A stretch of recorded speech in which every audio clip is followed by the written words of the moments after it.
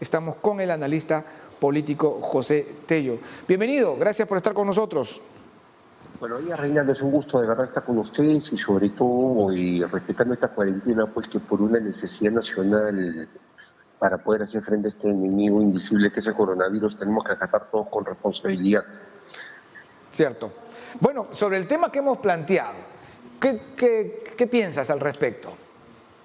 Que es bastante saludable que se analice una medida de esta naturaleza, dado que si en el sector privado se están evaluando suspensión, términos de contratos, incluso dado el parón que hemos tenido en la economía, lo normal sería que el Estado, quien va a ser el principal motor que va a impulsar toda la dinámica económica, porque ayer, por ejemplo, la ministra María Antonieta Alba fue clara en señalar de que el Estado iba a inyectar plata en la economía.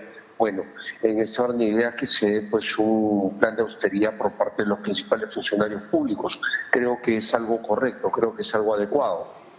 De acuerdo. Esto no responde de ninguna manera a esta teoría de que yo me veo afectado, porque evidentemente la gente se va a ver afectada, el común de las personas se va a ver afectadas, muchos no van a recibir sus sueldos completos, otros no van a recibir ya sueldo. No se trata, yo me afecto, tú también tienes que afectarte, no se trata de eso. Se trata, porque además no se está apuntando a los servidores públicos necesariamente, sino a altos funcionarios, ¿no? Cuyos sueldos además están muy por encima de la media en nuestro país y que no les va a afectar más en su calidad de vida, sobre todo en una circunstancia como esta en la que todos tenemos que permanecer en casa, ¿no? Ahora, lo útil de esto es que este sería un fondo para uso inmediato en un estado de emergencia como el que estamos. Claro, pero tampoco no es que hablemos de sueldos que están por encima del promedio del mercado laboral peruano. En el mercado laboral peruano tenemos que segmentar lo que es el sector público y el sector privado. Y te puedo asegurar que el sector público, por más altos sueldos que pudiese tener, da pena comparado con el sector privado y algunas planillas de gerentes, CEOs de grandes compañías. De verdad, no es que en el sector público peruano haya pues una gran competitividad en materia remunerativa, porque de haberla, créeme que muchos cuadros del sector privado muy eficientes podrían estar en el sector público. Entonces, lo que sí veo es que es una solidaridad, o sea, bueno, en este caso una medida que busca solidarizar un poco la dinámica entre funcionarios y servidores públicos, como que afectar a los funcionarios, pero evidentemente considerando pues que estos tienen un buen nivel de ingresos.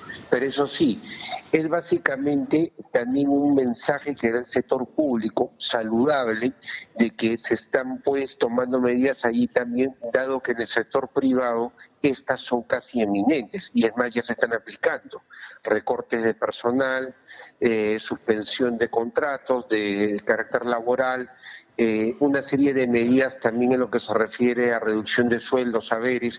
Es normal, porque tenemos nosotros pues que salir adelante luego de este parón en economía.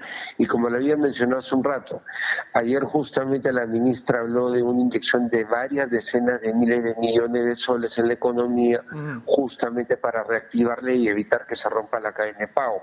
En consecuencia, todo este tipo de medidas, que muchas veces son básicamente gestos de carácter político, ayudan y generan pues una visión de unidad nacional tanto entre el sector público y el sector privado para afrontar esta crisis. Hay que tener en cuenta algo también, Reinaldo, no es que la disminución de estos saberes genere pues esa inyección de millones y millones que va a arreglar el problema de toda la falencia. Es básicamente un mensaje político muy atinado en estas circunstancias. Ahora, sin embargo, para darle una utilidad mucho más práctica, ¿verdad? Puede formar parte de un fondo de uso inmediato para afrontar la situación de emergencia sanitaria, ¿no?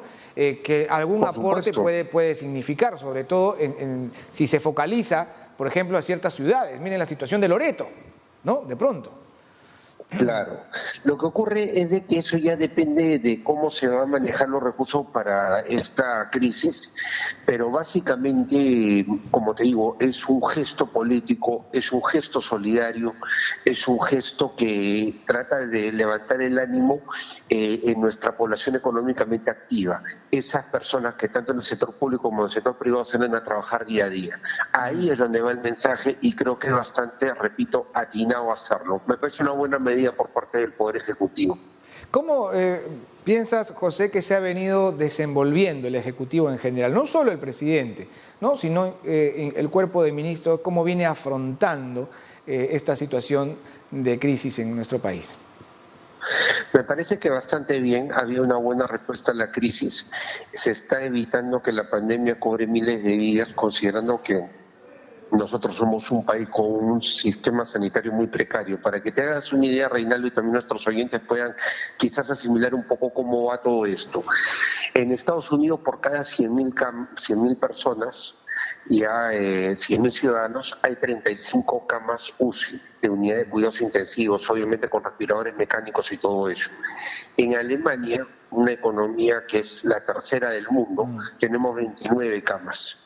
En Italia, que está tan golpeado por la crisis, hoy en día por este problema del coronavirus, tenemos 12 camas. España, que es el segundo más golpeado en Europa y también el segundo con más bajas en el mundo entero, tenemos 8 camas. ¿Sabes cuántas camas tenemos en el Perú por cada 100.000 peruanos? 0.89, claro. Ni siquiera una cama.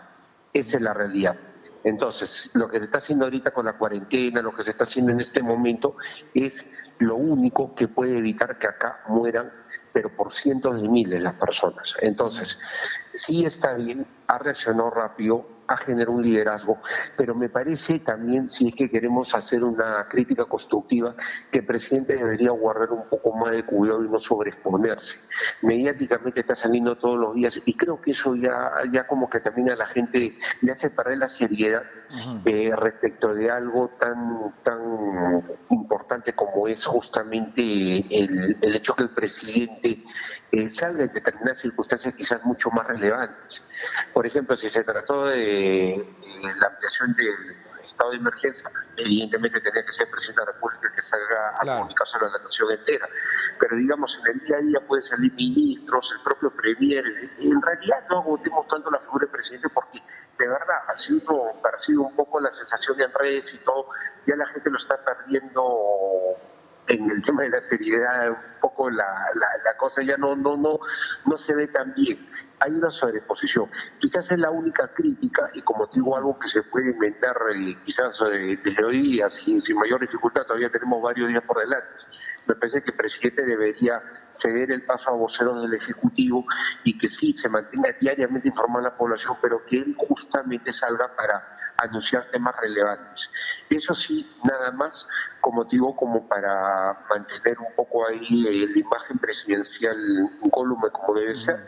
Y por otro lado, sí me parece muy adecuado de que se estén dando pues medidas que permitan que como Estado podamos reaccionar bien. Me parece que en lo económico las cosas están bien encaminadas, obviamente siempre es perfectible, habría que escuchar muchas voces técnicos o políticos que puedan entender de economía y que puedan tratar de llevar esto para un mejor desenvolvimiento, porque lo que se tenga que hacer para reactivar la economía del país tiene que ser algo muy bien consensuado, muy bien llevado. Acá no se puede dar puntada sin hilada. Por ejemplo, hace poco se presentó un proyecto de ley que pretende liberar el 25% de los fondos de AFPs.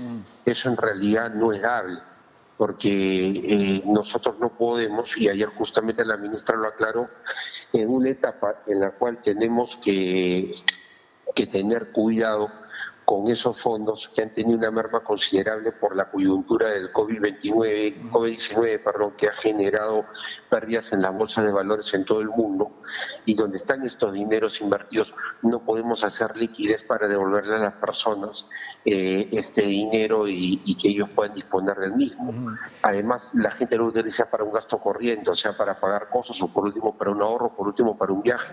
cuando lo que se había pensado quizás en algún momento es que lo utilicen para la compra de un inmueble si es que no tenían una casa propia. Entonces, hay cosas que hay que ir pensando porque no podemos caer en medidas populistas y que quizás a la larga no generen un beneficio como país. El tema, por ejemplo, de haber escuchado ayer a la ministra muy clara en sus ideas de que se tenía que mantener la cadena de pago y que además se tenía que avanzar en lo que es la reactivación de sectores muy golpeados por esta crisis, como por ejemplo el sector turismo, es bastante bueno.